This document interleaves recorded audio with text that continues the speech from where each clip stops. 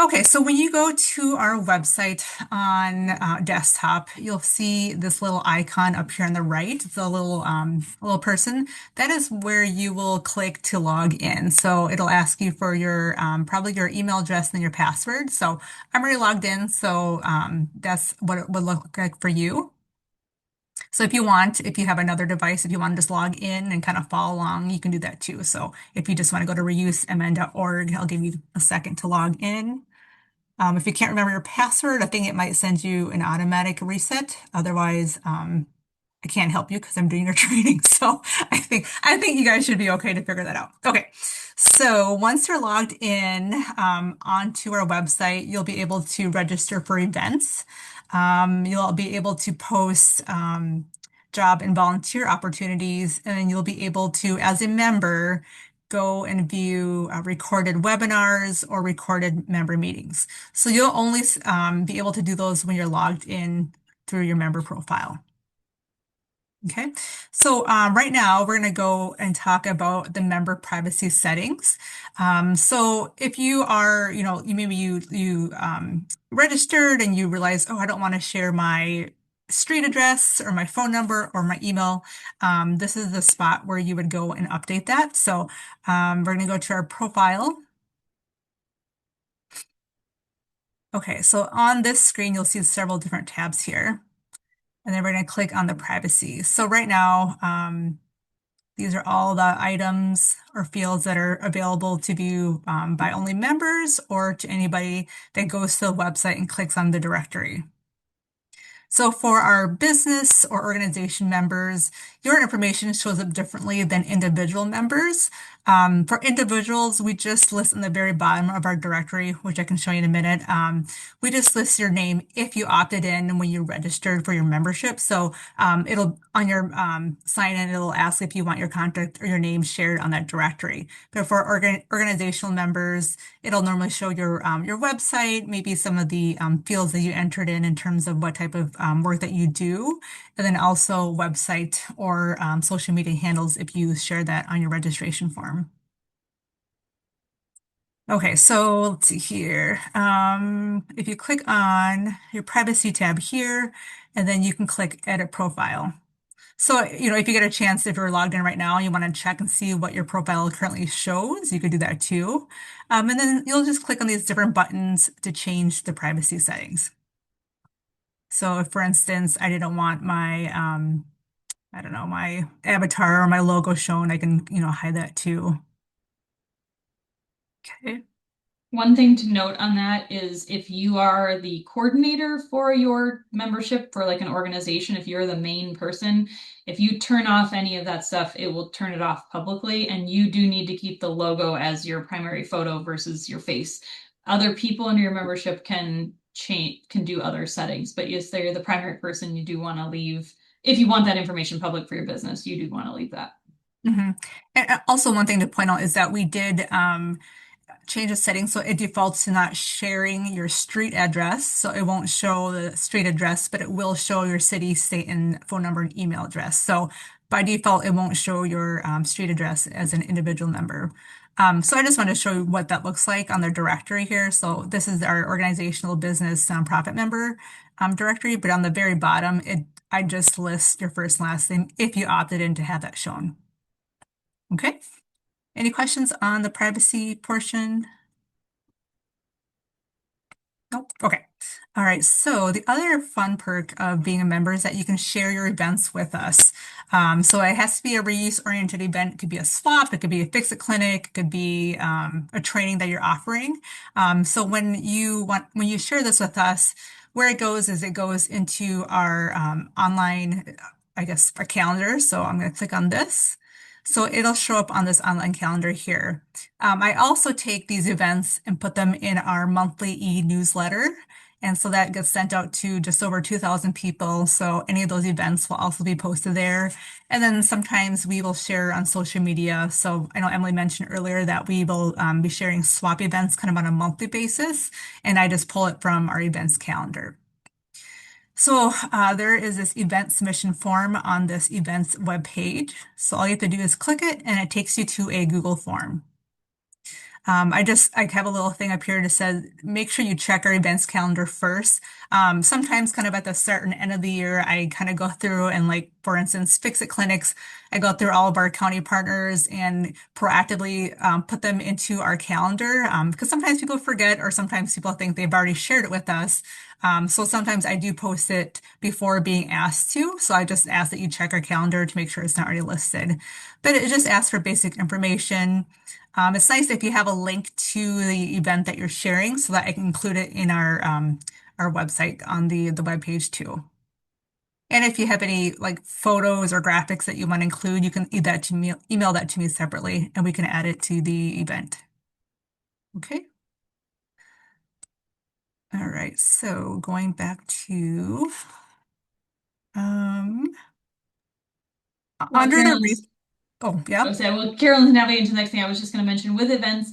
Keep in mind too with our e-newsletter, if you want them included in that, we can add them to social media most anytime, but and the calendar, of course. But if you want to include it in an e-newsletter, which we do try to highlight a lot of events, make sure to have those to us like at least a couple weeks before the month that the event is happening, so we can be sure to get it in there and included, and don't miss it. All right, and then the other kind of fun event, or sorry, benefit that you have as a member is that you can post your job and volunteer opportunities with us. So one way to get to the job and volunteer board is going to resources, clicking on jobs and volunteer opportunities, and then logging in the job board. I believe you can also do that to the members menu by going to members, let's see here, member resources, and then posting jobs and volunteer opportunities. So either way, we'll get you to the same place. So we're going to click on the job board. So these are all free postings that you get to do. So they can be volunteers if you're looking for an event, maybe you're packing items or if you're moving and you need volunteers and you want to have us spread the word for you, you can fill out the information here. If you're hiring for a position, those are all free to you as a Reuse Minnesota member. So you'll log in using your email and password that you use for your Reuse Minnesota membership. So once you're logged in, you'll see this green button on the top that says Post a Job. So we'll click on that, and then it's pretty self-explanatory. So you'll enter the title of the job or volunteer position, your business or organization name, if you have a website that you want to add to it, address. I'm probably going to have to type this in because I want to get to the next page, but it's going to have to do, we'll just fill this in here. If you just click remote, then you don't have to fill any of that Oh, in. okay. And then it does ask for a salary, but we're just going to do, okay. One thing, well, Carolyn's marking these too. I will just note we do require a salary included. This is best practices from Minnesota Council Nonprofit with hiring is to have wage transparency, and it's just a general best practice in Minnesota. And so we do require that. So just know that you will be asked to include that. If it's a volunteer role, just enter zeros. Yes. It's just helpful for the applicant too. So down here is a box that says quick apply. So what it does, it's allow people who are logged in, so possibly like other members, to apply for jobs using their existing profile information. So it just kind of uploads what they have already in their profile versus completing a full application form. So you're just essentially making it easier for the person who's looking at your posting. Um, so yeah, if you have specific questions to your role, you'll want to disable this so that you can get the answers to those questions from the candidate versus having this quick apply option for applicants. Okay, so once you've entered in your information about your job or volunteer position, you click on the button to go. Oops, I didn't like it. Let's do remote for your duration. So how long you want it posted. So we'll just do a 30-day listing and then go to payment details.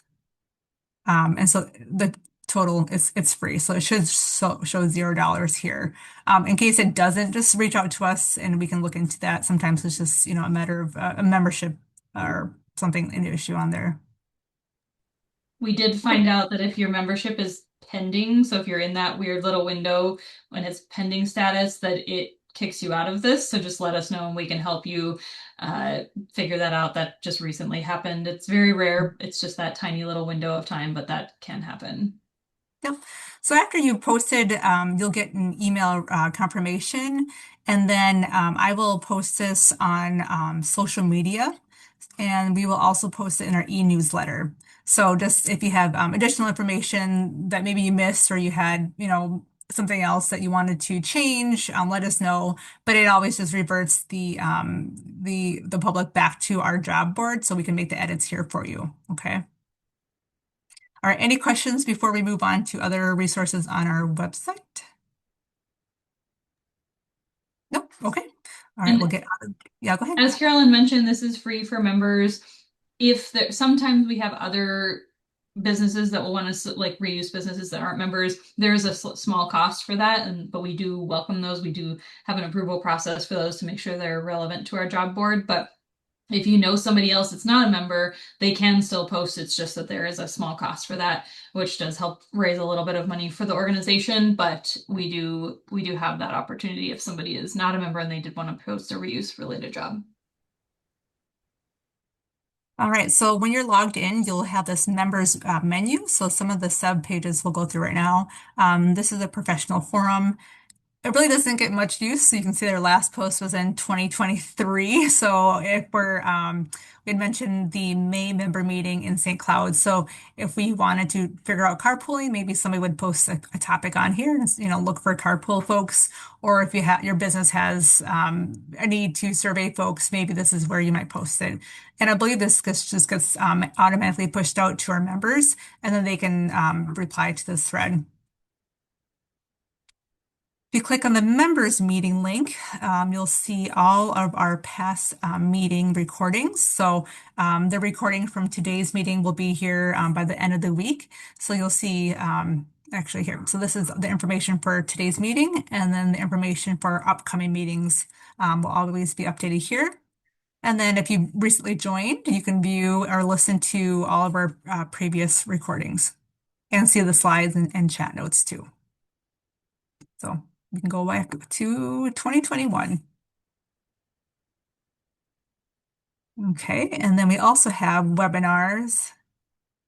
We have our newest one from our conference last October. So two of the sessions that are were we had virtual speakers, so we were able to record those on Zoom, and they are posted here just for members only. So we don't typically record at the conference, but because those were virtual, we just thought it would be kind of a nice perk for our members. And you can view some of our past webinars too. Okay, so going back to our profile, we have a little thing called these membership cards. So once you log in, it'll show your name on here. So why is this important? You may, if you want to, in an upcoming meeting, you could print this out actually and just have it as your name tag so folks know that you are a Reuse Minnesota member. If you wanted to, I don't know, display it somewhere else, you could also do that. But that's just also a nice little perk on here that you can use to show your membership. And then we're going to go to our resources tab here. So we have a lot of fun things that we've created that you can access. We have our resale, let's see here, we'll go to library. All right, we have our impact report that we put out a few years ago. And then we have the gift guide that we mentioned earlier on the call. I always have the latest one here.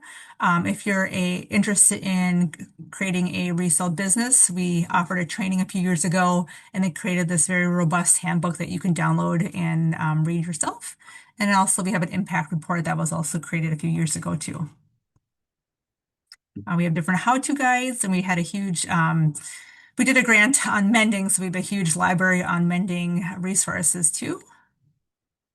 And at the very bottom, one of the assets that came from working with Native Sustainability was we have these proud reuse business signs. So this one right here is just an 8.5 by 11 flyer. If you are if you have a storefront that you can print off, you can customize it with your logo, with your hours, your website, and that's just I think it's through maybe it's Microsoft Word, but it's pretty easy to update. And on the right, we have a social icon. So if you want to maybe change your profile on Facebook or LinkedIn to promote that you are a reused business, you can do that here too. And then just drop in your logo there. Okay. Any questions?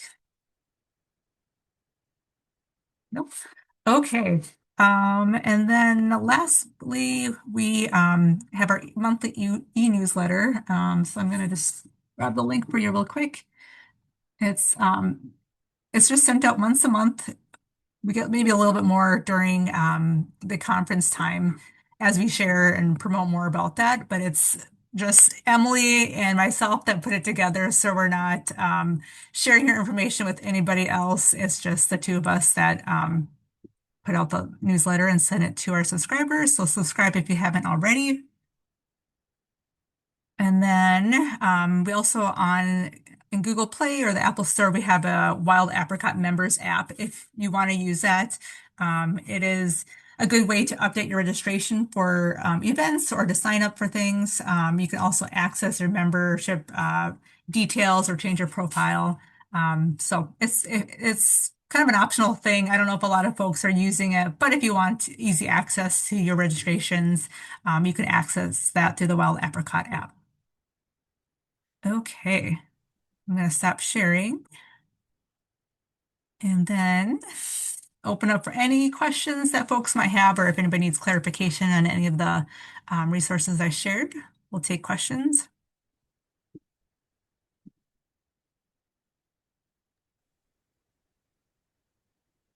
Yeah, Margot, it depends on the settings of a particular event. We'll sometimes turn on whether or not you can see who else is attending. We'll see that Mhm. on, and then usually people will have to check yes or no if they want it to be publicly visible.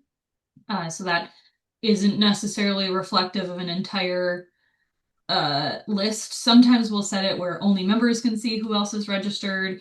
Like with a conference, we have it so anybody can mark that and anyone can see it if someone marks that they are in fact coming. So it sort of depends on the event. But yes, occasionally on the event specifically, there will be a way to see who else is attending.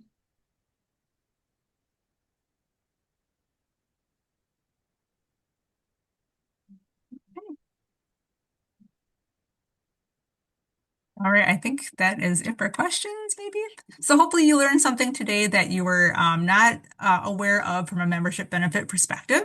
And if you're on the call and you're not currently a member and want to learn more, feel free to visit our website and visit our membership page or reach out to Emily or me for more information. Yeah, we just have a lot of great resources like digital content and then also in person. Obviously this meeting is virtual, but we have a lot of great interactions in our in-person member meetings. We have virtual speed networking. Our next one is in April, and then our conference, of course, in the fall. So there's a lot of ways to get connected with other folks in this realm. And yeah, so please continue supporting us and joining us at future events.